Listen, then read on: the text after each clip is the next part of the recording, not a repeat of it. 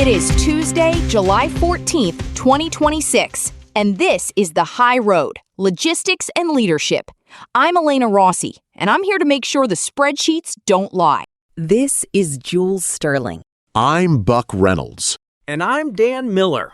We have a packed episode for you today. After yesterday's chaos with the Strait of Hormuz collapse and that legal earthquake from the Montgomery ruling, we're shifting gears. Today, we're tracking a total market breakout and some massive regulatory pivots that actually might save a few lives on the interstate. Oh, finally, some news that doesn't involve a drone strike or a courtroom. My thing is, I want to talk about this July breakout everyone is screaming about. Look, it's not just screaming, Buck. According to FTR, the Trucking Conditions Index just hit 20.4. That's the highest reading in the history of the index. Now, hold on.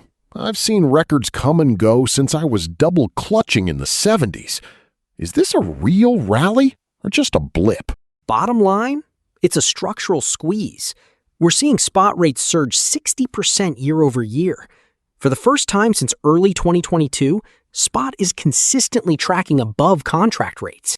Right? It's like the pricing pendulum just swung back with a vengeance. I'm seeing it in my account. Shippers are suddenly realizing they don't have the leverage they thought they did. Actually, if I may, the risk here isn't just the price, it's the capacity contraction. We're seeing a historic surge in driver pay, which is great for the drivers, but it's pricing out the smaller, less efficient carriers. Well, that's just the road cleaning itself out. The new breed wants the moon, but they don't want to smell a failing wheel bearing. Exactly. And Jason Seidel over at TD Cowen is saying we've still got runway. Nominal spot rates are high, but inflation adjusted, we're still 20% off the 2014 parity. So you're saying we're not at the ceiling yet? Sort of like a slow burn rally? Precisely. It's a super cycle. We're moving from a recovery phase straight into a hard market. Speaking of hard shifts, let's look at General Mills. They're not just changing their cereal, they're dropping $3 billion on a supply chain overhaul through 2030. $3 billion. I suppose that's what happens when your network was built for a world before e-commerce and GLP-1 drugs changed how people eat. Right. COO Dana McNabb basically admitted their current setup is a relic. They're targeting $2 billion in holistic margin management and $1 billion just to redesigning the physical network. $1 billion for a redesign? I mean, that's a lot of concrete and steel. What's the actual play here? It's all about omni-channel agility. They're moving toward agentic supply chains, where AI doesn't just tell you where the truck is, but actually executes the fix when something goes wrong. That's where I get nervous.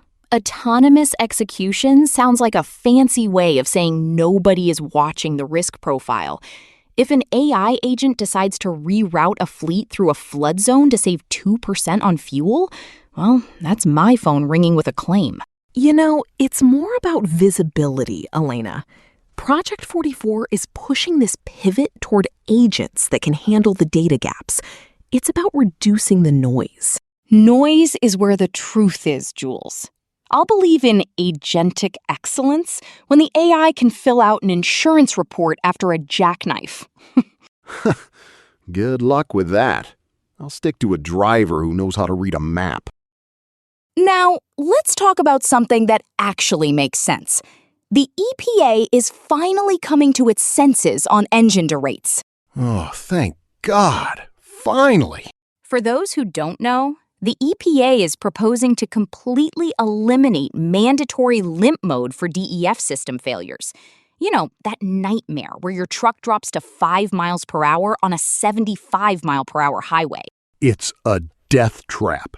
I've seen guys practically get pancaked because a sensor decided it didn't like the fluid level. Exactly. Now, instead of a forced slowdown, they'll use audible and visible alerts. It allows the driver to actually reach a service center safely. The ATA is calling it a win for the right to repair. Look, the numbers on this are huge. We're talking $12 billion in total savings for the trucking and ag sectors, $6,000 saved per new truck just by cutting the sensor redundancies. See, this is what I'm talking about. Common sense.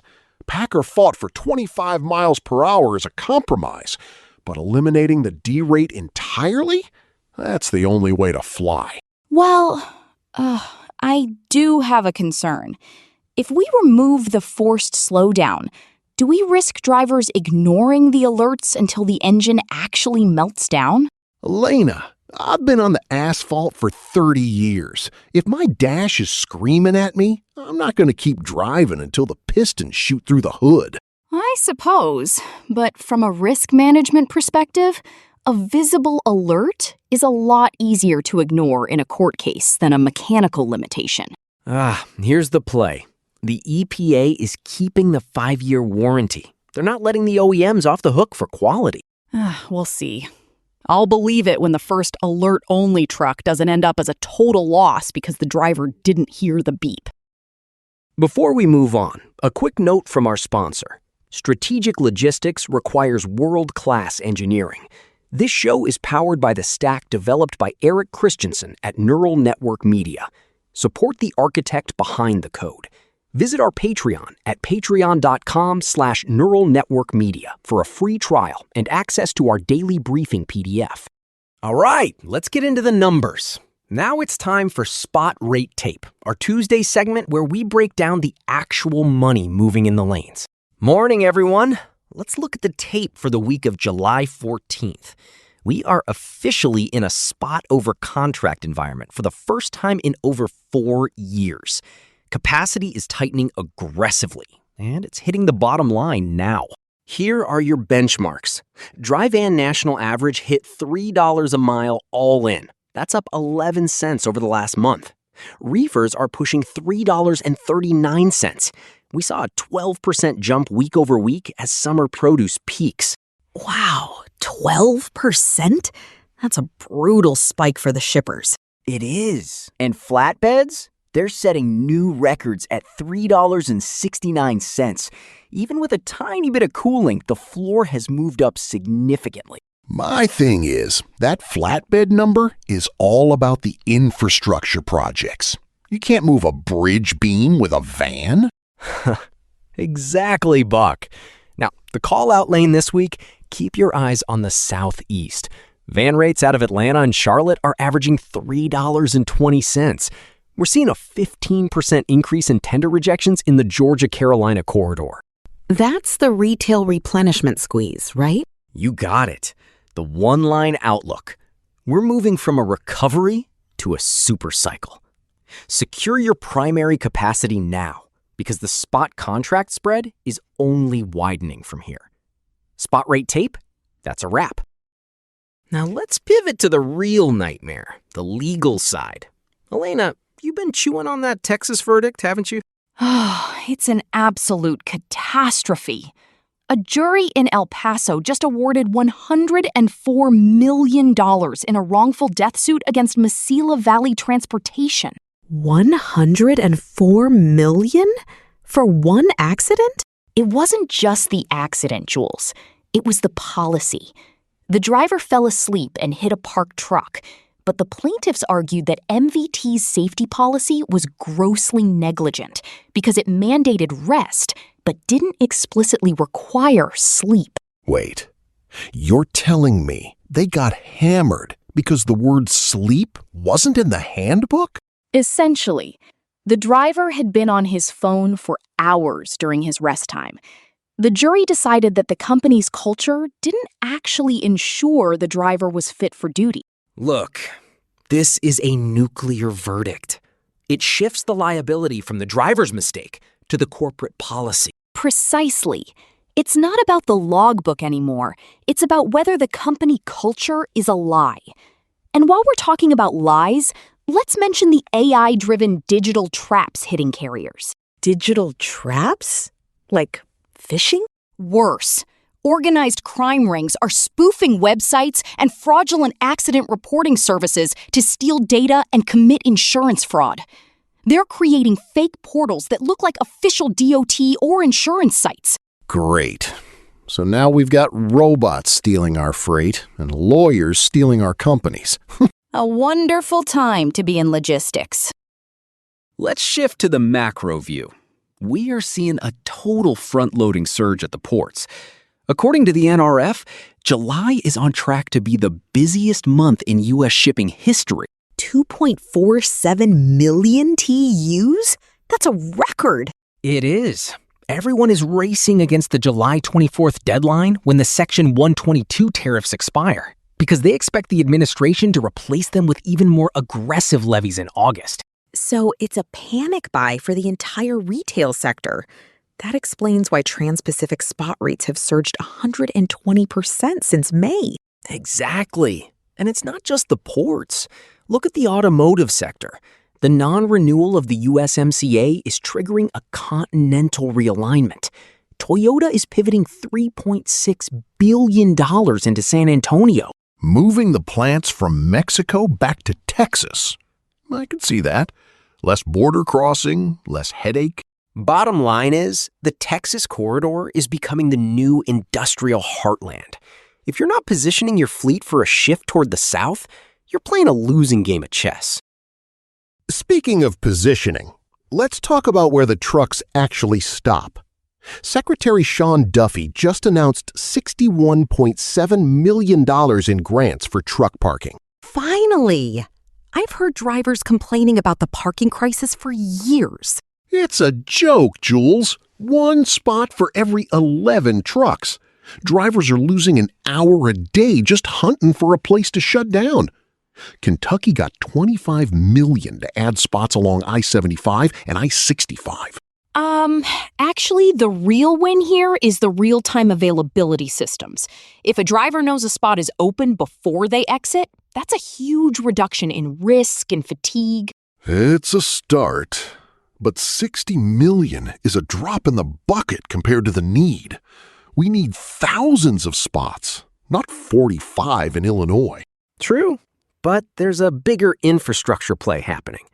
Intel is pouring billions into AI factories in Europe to secure semiconductor sovereignty. Why does that matter for us? Because those factories require specialized, high-value logistics. We're talking about moving precision equipment that can't handle a single bump in the road. It's a high-margin niche. Just don't let a silicon driver haul it. Oh, stop it, Buck. Speaking of people, we've got some big moves in leadership. Great Dane just appointed Eddie Martin as CCO. Martin's a pro. 30 years at GE and WestRock. He knows how to scale a commercial strategy. Right? And with Mel Cohen as interim CEO, they're clearly pivoting toward a customer-first innovation model. They're trying to capture that 60% spot rate surge we talked about earlier. It's a smart move. The trailer market is volatile, and you need someone who can translate trucker speak into a growth plan.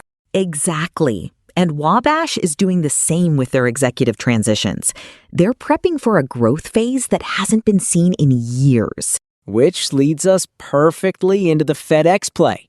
They've officially consolidated everything into FedEx Life Sciences. I love this move. They're abandoning the low-margin e-commerce scrap and going after the high-yield healthcare haul. It's a total roster trade.